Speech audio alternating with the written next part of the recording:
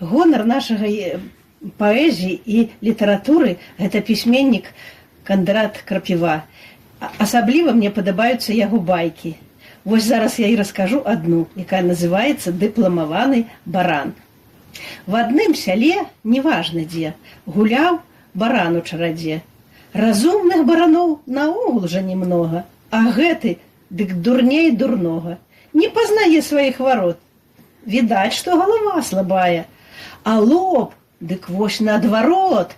Такога не страчаў ніколі лбая. Калі няма разумніка другога пабіцца каб удвух, дык ён разгоніцца ды ў сцену, бух! У іншага дык выскачыў бы і дух, а ён нічога.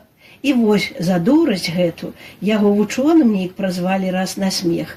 І каб двара не перабег, на шыю павязалі мету. Вось, кажуць, і дыплом табе.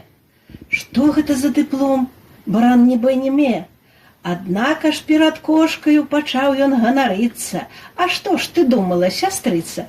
Дыплом я заслужыў, здаецца ж, галавою, і не раўнуйся ты са мною.